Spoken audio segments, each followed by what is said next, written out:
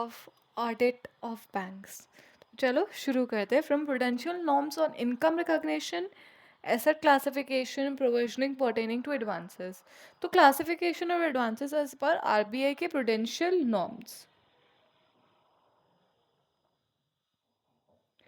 अब ना एडवांसेस जो है प्रूडेंशियल नॉर्म्स के हिसाब से दो तरीके से हो सकते हैं, या तो एनपीए लोन्स या फिर स्टैंडर्ड लोन्स।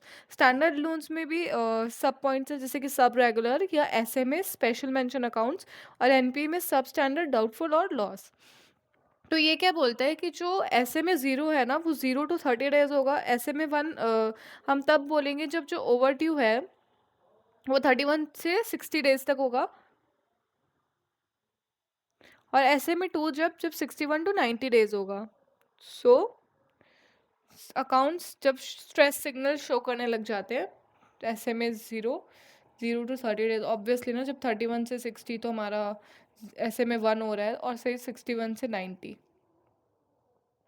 अब मोर देन 90 सब स्टैंडर्ड हो जाएगा, ठीक है। फिर उसके बाद डाउटफुल D1 में 1 ईयर तक, 1 से 3 तक में डाउटफुल 2, और डाउटफुल 3 में मोर देन 3 years, और फिर मोर देन 3 years पे भी नहीं होता तब फिर लॉस। शायद यही था। या नाउ नॉन परफॉर्मिंग एसेट वो है जब एक जो एसेट है ना इनकम जनरेट बंद कर देती है फॉर बैंक। तो an asset becomes NP when it ceases to generate income for bank, when it ceases to generate income from bank. An asset becomes NPA when it ceases to generate income for bank. An NPA an asset becomes NPA when it ceases to generate income for the bank. An asset becomes NPA when it ceases to generate income for the bank. So an assets become NPA when it ceases to generate income for the bank. फिर NPA जो है एक loan और advance है, जहाँ पे ना interest और इंस्टॉलमेंट ऑफ प्रिंसिपल जो है ओवर ड्यू रहता है for a period of more than 90 days। Term loan के केस में मोर देन 90 days अगर इंटरेस्ट और इंस्टॉलमेंट रह जाता है तो हम उसको एनपीए बोल देते हैं। या फिर जो अकाउंट है वो आउट ऑफ ऑर्डर हो जाए in respect of OC, OD and CC. Account out of order in case of OC, sorry OD and CC, overdraft in cash credit. या फिर मोर देन 90 days जो बिल्स है overdue रह जाते हैं bills discounted और purchase के case में। तो इंटरेस्ट और instalment of principal remain overdue for a period of more than 90 days in case of term loan, out of order in case of OD and CC, and bill remains overdue for a period of more than 90 days in case of bills purchased and discounted. अब एक account को हम out of order कब बोलेंगे? तो तीन cases में जो है हम एक अकाउंट को आउट ऑफ ऑर्डर कहते थे, जैसे या तो आउटस्टैंडिंग बैलेंस है वो मोर देन एक्सेस या सैंक्शन लिमिट से या ड्राइंग पावर से, या फिर एक्सेस में तो नहीं है, लेस देन है सैंक्शन लिमिट और ड्राइंग पावर से, लेकिन है ना उसके पास क्रेडिट्स नहीं है 90 days तक बैलेंस शीट की डेट तक, है ना, continuously for 90 days as on the date of balance sheet. या फिर उसके पास क्रेडिट्स तो है लेकिन वो इनफ नहीं है कि जो इंटरेस्ट है वो डेबिट हो सके सेम पीरियड के लिए। तो इन तीन केसेस में हम आउट ऑफ ऑर्डर बोलेंगे। Then account should be treated as out of order if the outstanding balance remains continuously in excess of the sanction limit और drawing power. The outstanding balance हमारा मोर देन है sanction limit और drawing power से।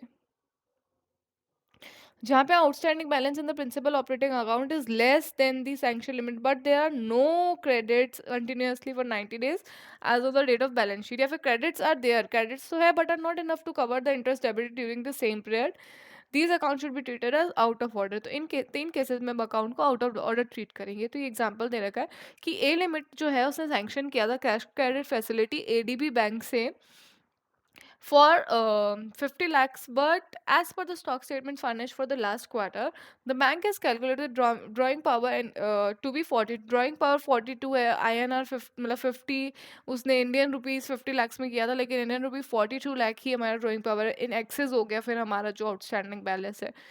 तो अगर ये out of order कहलाएगा अगर नाइन मतलब कंटिन्यूसली जो है इन एक्सेस ऑफ ये, या फिर जो बैलेंस है लेस देन हो but they are no credit suppose continue 90 days के लिए, वही जो हमने ऊपर पॉइंट्स पढ़े थे सेम। क्रेडिट्स INR 2 लाख है बट इनफ नहीं है ना कि 5 लाख के इंटरेस्ट को वो कर सके, तो वैसा। अब ओवर ड्यू क्या आता है? एक ऐसी अमाउंट जो ड्यू हो to the bank under any credit facility. Amount due to bank under any credit facility. Any amount due to bank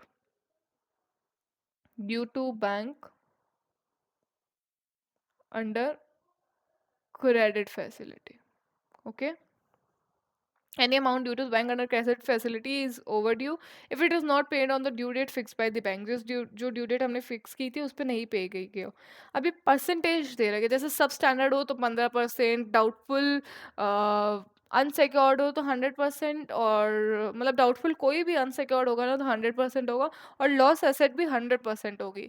अब अगर डाउटफुल फॉर 1 ईयर है तो 25%, डाउटफुल 2 कैटेगरी में है 1 से 3 ईयर्स तक तो 40%, और मोर देन 3 ईयर्स है तो भी 100%। तो यही दे रखा है। विच सब standard assets would be one which is remained NPA for a period less than और इक्वल टू 10 मंथ। सब स्टैंडर्ड वो होती है जो लेस देन 12 मंथ रहती है और उसमें 15% करते हैं। जो एसेट सब स्टैंडर्ड कैटेगरी में रही है for a period of more then 12 months उसमें 25%। फिर मतलब वही है, डाउटफुल वन ही है ये। 1 to 3 तो 40%, और फिर मोर देन 300 और लॉस एसेट में भी 100। तो would be the one where loss have been identified by the bank or internal।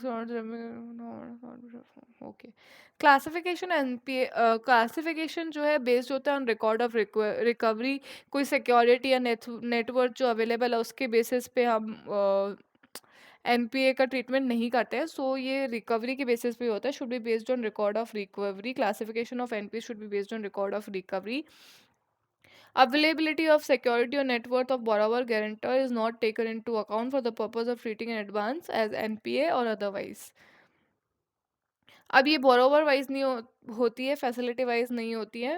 मतलब अगर ऐसा जैसे एक बोरोवर है, फॉर एग्जांपल एक बोरोवर है, उसने दो लोन लिए हैं, ठीक है, एक कार का लिया है, एक हाउस लोन लिया है।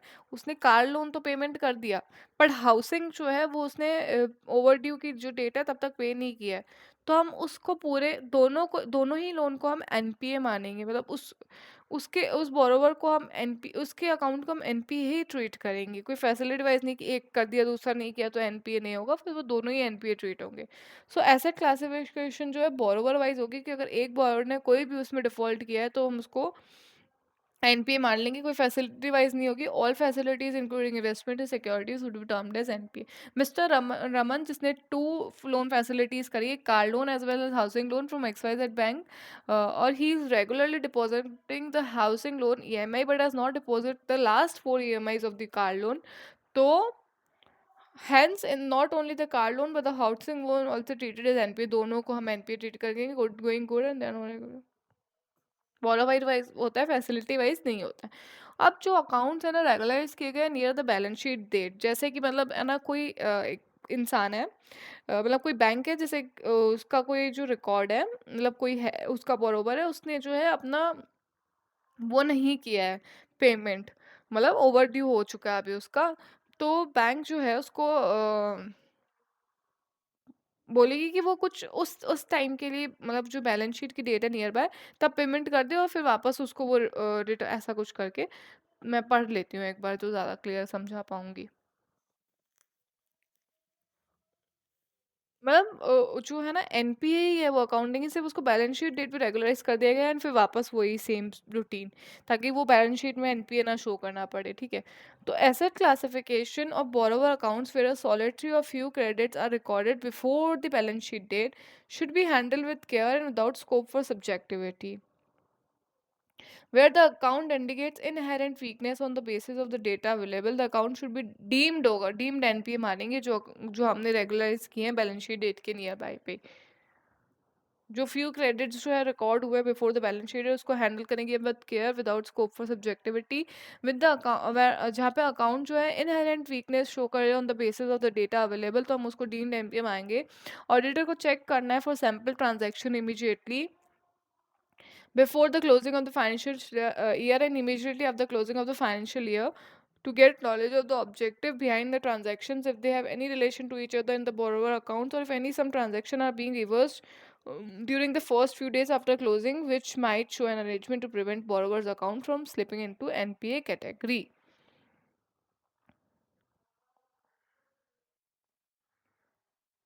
इनहेरेंट वीकनेस तो जब on the basis of data available तो डीम्ड एनपीए। सैंपल करना है इमिजिएटली क्लोजिंग के पहले और फिर क्लोजिंग के बाद में भी।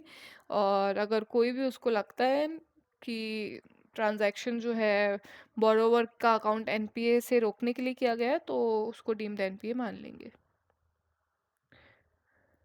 Central guaranteed government guaranteed advances. So central government guaranteed advances may where the guarantee is not invoked repudiated would be classified as standard assets but regarded as NPA। Classify तो standard asset करेंगे CG के case में, लेकिन regard करेंगे as NPA income recognition purpose के लिए। अब situation would be difference, अगर स्टेट गवर्नमेंट ने किया है तो हम उसको मोर देन बाकियों की तरह ही मोर देन 90 डेज में मान लेंगे दोनों पर्पसेस से एनपीए। पर सेंट्रल गवर्नमेंट ने करा है हम तो क्लासिफाई तो स्टैंडर्ड एसेट करेंगे लेकिन उसको इनकम रिकॉग्निशन पर्पस के लिए एनपीए मानेंगे। बट एसडी के केस में दोनों में ही हम एनपीए मारेंगे। अब advances under consortium. Consortium advances mean advancing loans to a borrower by two or more banks jointly by forming a consortium. Joint appraisal, control and monitoring will facilitate for exchange जब एक से ज़्यादा दो या दो से ज़्यादा बैंक जो है बोरोवर को लोन एडवांस करती है जॉइंटली तो कंसोर्टियम एडवांस कहते हैं उसको। और joint appraisal control monitoring will facilitate joint appraisal control monitoring will facilitate for exchange of valuable information among the banks।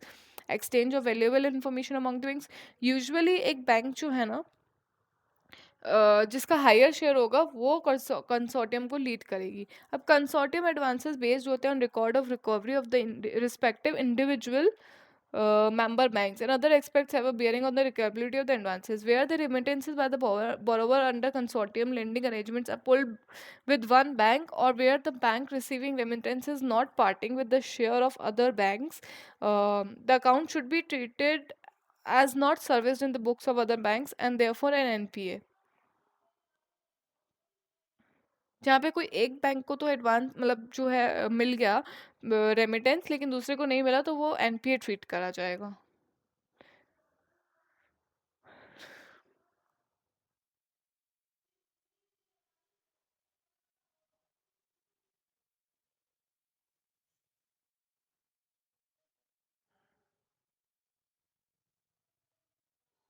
Drawing power allocation in case of consortium cash credit account. The lead bank would be responsible computing the drawing power of the borrower and allocate the same to member banks। Lead bank जो है responsible होगी for computing drawing power compute करने के लिए और allocate करने के लिए उसकी member banks को। Certain special circumstances में borrower की request पे जो lead bank है ना allot करेगी higher or lower share of drawing power to the member bank as against their share of advances। The pro forma DP allocation letter is presented here under for reference।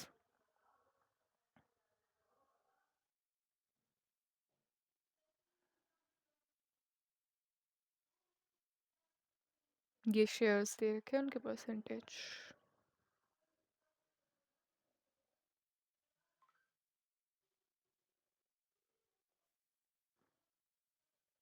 Accounts जहाँ पे ना erosion है in the value of security या फिर fraud जो है commit हुआ है बाय बोरोवर्स। इधर fraud is committed by borrowers और